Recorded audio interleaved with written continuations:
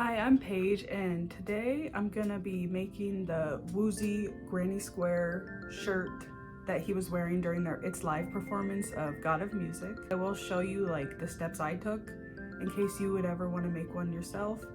I'll show you how to make each square and how I think it's constructed and set up. So hopefully it's easy to follow along if you'd like to make your own. The first thing I did was find a fan cam of Woozi from their It's Live performance to screenshot each angle to see how many squares I needed. And I found out that it was 4 in the top. Here, I'll show the little grid I made. It's like 4 in the top 2 rows, and then it goes to 6 in the bottom 3 rows. So it curves under the arms a bit, because on the sides there were 2 squares under the sleeve on either side. So I just added a row to either side of the bottom. And then also I just wanted to get those screenshots to get the colors for each squares that we needed. And I can show pictures of the front and back panels that I've already made. Here's the back. And I'll show like a better picture of each one so you can see which square has what colors. I'll put a list of the colors I used in case you want to use the exact same colors I did. I never was able to find a dark purple, which I know his does have a dark purple in it, and the dark green I used isn't the exact dark green, but it was the closest I could find because neither online or any of the stores near me had a dark purple cotton or a dark green cotton for some reason. So here's all the yarn I used. So I got all of mine at Joann's, minus the dark green I got at Dollar Tree. And the dark green is called Grass, and it's from the Dollar Tree Just Cotton brand. That's the only one I didn't get at Joann's. Everything else I got at Joann's. Some are the Joann's brand that you would have to get at Joann's if you want the exact same color, but I think the others you might just be able to get at like any yarn store. So for the red, I'm using this Big Twist cranberry cotton yarn. Here's another Big Twist for the light green, and it's called Sage. There. For the light pink, when I ordered it online, I ordered it for like pickup at Joann's, and it did look more light pink. This one is kind of more corally, I would say. It still looks cute in the squares, it's just not the exact color I was thinking it was gonna be. And it's called Coral, so that's probably why. It's the Sugar and Cream cotton yarn in Coral. For the light blue, I'm using Karen's Simply Soft in the color Light Country Blue. Looks like this.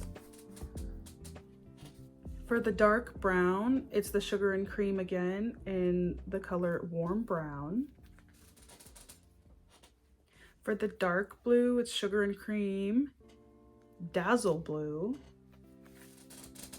For the hot pink, it's also Sugar and Cream. The rest of them are Sugar and Cream cotton. This one's called Hot Pink. The light brown, it's called Ute. Hopefully it's J-U-T-E, Ute, maybe? Jute. For the orange, it's called Hot Orange. Like hot, hot, hot. The yellow, I don't know where the tag went, but it's like a mustardy yellow. And for the cream, I also, I guess, lost the tag. But here's what it looks like, a cream, and it's the Sugar and Cream brand. So you might be able to find it online. And for the light purple, it's called Orchid. And again, I never was able to find a dark purple, but so if you wanted to add dark purple into yours, you can. It is in the little graph that I made of what color each square is that I found, because in the video it is sometimes hard to see what color what squares are because they'll be like under his arm or when he's like turning you don't see the full square, like, so you only see like the last round. So it was kind of hard. So this is just my guesses on most of them, on what colors they are, and so far it's looking like his, so I'm just gonna keep going how I'm going so far. How I found out what size I need to make each square was I measured my shoulder length from shoulder to shoulder. It was 52 centimeters. Here's the little graph I made too. It's already X'd out on some of these squares because I've already made the front and back panels. I haven't made either of the sleeves yet, but this is like the little drawing I made up for how I think it's configured. And my shoulder length is 52 centimeters. And to make 4 squares across for my shoulders, I just divided 52 by 4. And it was 13, so that means each square needed to be 13 centimeters at least across, and it's a square, so it was 13 centimeters across and 13 centimeters tall. In order to make the front, back, and the sleeves, you need 92 squares, and my square size was the 13 by 13 centimeters, but yours may vary depending on how wide your shoulders are. And so I have made the front and the back already, and I would say it goes from shoulder to shoulder mostly. And I will also be putting a single crochet border around both the front and the back before I sew them together, just to make them a little more uniform. And I will show a video of that when I get to it. And then here, I haven't fully sewn it together, but here's the front, or the front as well. It's almost done. We'll be showing you how to make each square, or how to make a square. And then you can just change it up with each color variation that you want to do. And this could just be that you want to make a colorful granny square long sleeve shirt as well. And you could change up the colors however you'd like. This is just to make it look like the one that Woozi is wearing. And I loved how everything in the 17th Heaven era has been like crochet or knit, because I feel like it's so easy to replicate the outfits that they're wearing. And when they hopefully, fingers crossed, come on tour to the US, I will be wearing this to the concert, hopefully.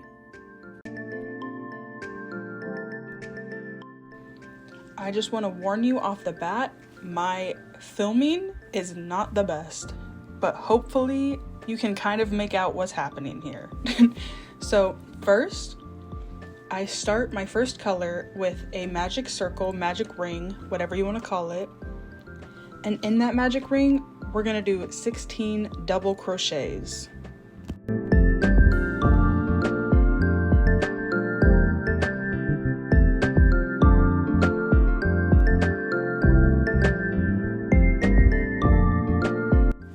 Once you've done 16 double crochets, you're gonna pull that ring tight. Before you fully slip stitch your first round, leave those 2 loops on your hook, because you can just start your next row with your next color by finishing that slip stitch with your new color. So it'll make it easier and like have less ends to worry about at the end.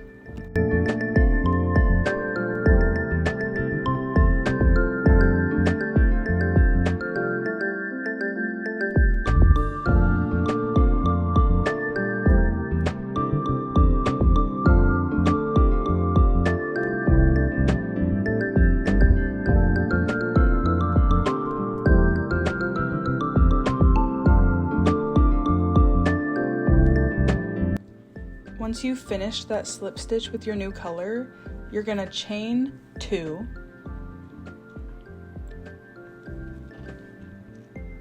yarn over, go back into that first stitch that you made, and pull up a loop, but leave those loops on your hook. And then you're gonna yarn over and go back in and pull up the loop, but again, leave all those loops on the hook. You're gonna have 5 loops. And one more time, you're gonna yarn over and go back into that same stitch, pull up a loop, And now you'll have 7 loops on the hook. And once you have 7 loops on the hook, you're gonna yarn over and pull through all 7 loops. And that'll be your first little cluster. And then after you finish that first cluster, you're gonna chain 1 and do that into every stitch in the whole row. And I'll do it one more time. So you're gonna yarn over and you're gonna go into the next stitch and pull up a loop. And so you'll have 3 loops on the hook and you'll leave those. Yarn over again, go back in. You'll have 5 loops on the hook now. And do it one more time, yarn over, go back into the stitch, pull it up, and you'll have 7 loops on the hook. And then once you have those 7, yarn over and pull through all 7 loops. And then you'll chain 1 and start the next cluster into the next stitch, all the way around.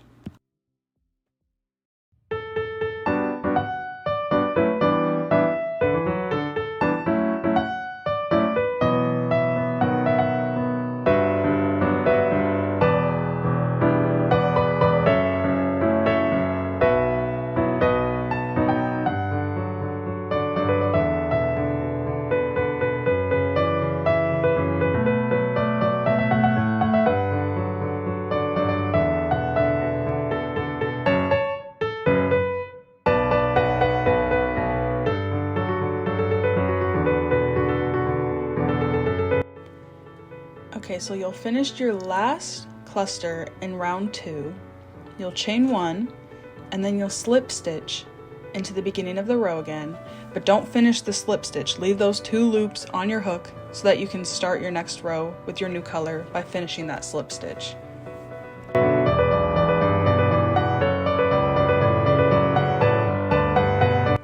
After you finish your slip stitch with that new color, you're going to chain 2. And now we're going to be working into not the stitches, but the chain spaces that we made. So you're going to yarn over and go into the chain space and pull up a loop, and then pull through 2 loops, but leave the other loops on your hook. Yarn over again, go back into the chain space, finish 2 loops only, so that'll now leave 3 loops on your hook. Yarn over again, go back into the chain space, pull up your yarn, and then go through 2 loops. So now you'll have 4 loops on your hook, and once you do, you're going to yarn over and pull through all 4. So that's your first little cluster of double crochets. Then you're going to chain 2 and do that again into the next chain space of your row. So again, you're going to yarn over, pull through a loop, and then pull through only 2 loops. Yarn over again, go into the chain space, pull up a loop, yarn over, pull through 2 loops only. And again, yarn over one more time, go back into the chain space, pull up a loop, and then pull through 2 loops, which leaves you with 4 loops on your hook, and you'll pull through all of those loops, and then chain 2, and then you can start the next cluster.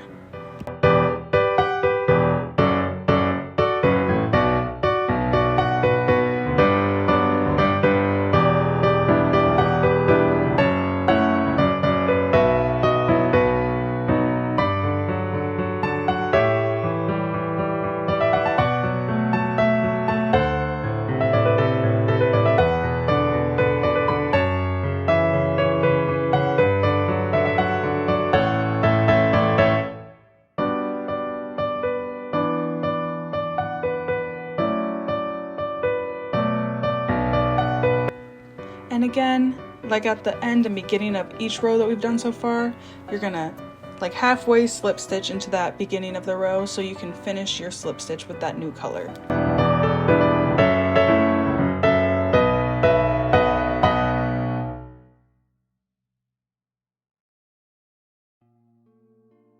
So now we've made it to the last color, and we're gonna chain 2, yarn over, and go into that chain space and do 3 double crochets, all into that same chain space.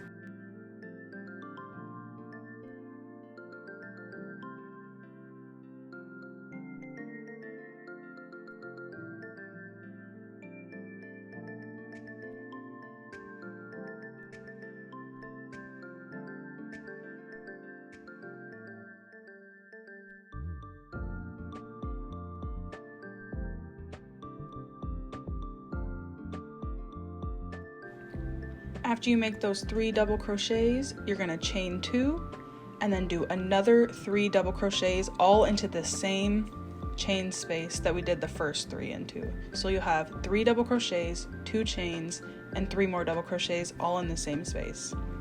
Then you'll chain 1, and into that next chain space that's available, you're going to do 3 half double crochets. So there's 1 half double crochet, 2 half double crochets, and then the third half double crochet.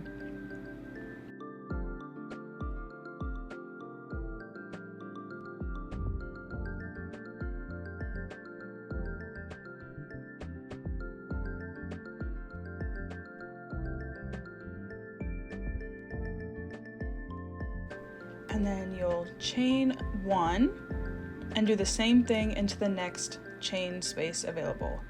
So there's 1 half double crochet, 2 half double crochets, and 3 half double crochets. So now we're making the side of our granny square. So we started with a corner and we're doing 2 chain spaces in the side, and then we're going to do 1 more. So chain 1 again, 1 half double crochet, 2 half double crochets, and then the third half double crochet all into that same chain space. And that'll finish up our first side of our granny square. And now we're going to move on to the next corner. Again, you'll chain 1 and you'll do 3 double crochets now into this next chain space available, just like the first corner we did. And then after those 3 double crochets, you're going to chain 2, and then you're going to do 3 more double crochets back into that chain space.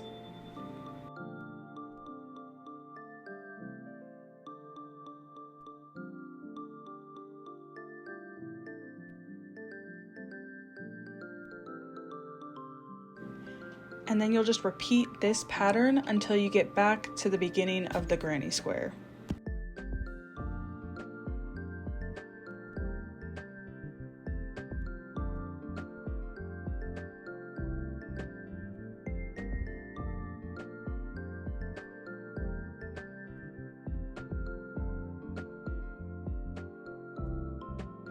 And now we're on to the last row. It'll be super easy. We're gonna slip stitch into that first chain that we made, chain 1, and then all you have to do for this round is put a single crochet into every stitch that we made in the last round.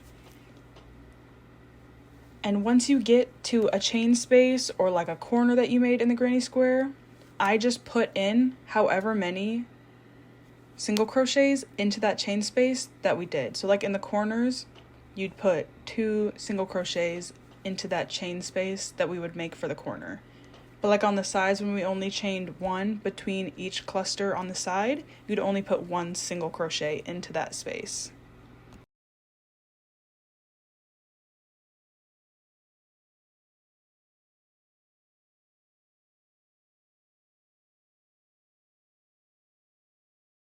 And then you can just continue this all the way around, just those single crochets until you get back to the beginning. And once you get back to the beginning, again, just slip stitch into the first chain or the first single crochet of the row. And then all you have to do is chain 1 and cut the yarn, fasten off, and you've got 1 square done.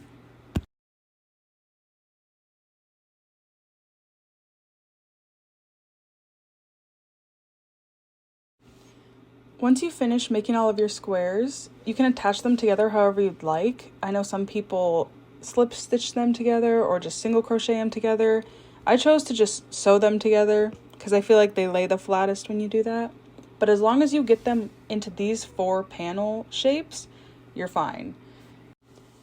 And for people who are wanting to make it look as close to Woozis as possible, I know mine isn't exact, but in case you wanted to see the colors each square need to be, here's what the front should look like, color-wise. Here's what the back of mine looks like. And then here's also each sleeve and the colors that I used for each of them as well.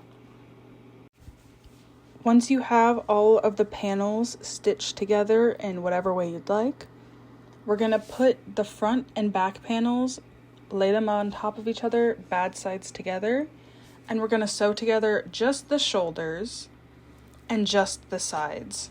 So we're leaving that armhole open for the sleeve to go. I don't know how I forgot to record myself sewing the sleeves on, but it's pretty self-explanatory. You just line up the sleeve with the hole we created, and you just line the squares up and sew it on.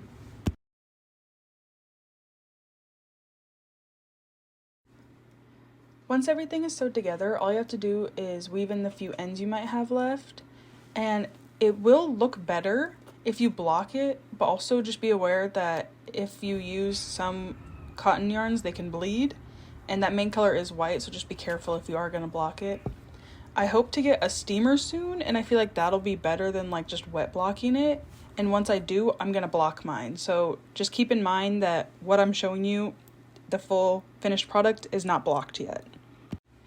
Thank you so much for watching. This is my first tutorial, so please let me know if you still have any questions, because I do feel like I could have explained some things better, but I hope this at least helps some people who may have wanted to try to recreate Woozi's shirt. And I was able to finish it in time to go see the 17 concert in theater, so here's a couple pictures of me wearing it there. And I really hope to eventually wear it to their tour later this year. Fingers crossed that they come near me. Thank you again for watching this, and subscribe if you want more K-pop crochet related content.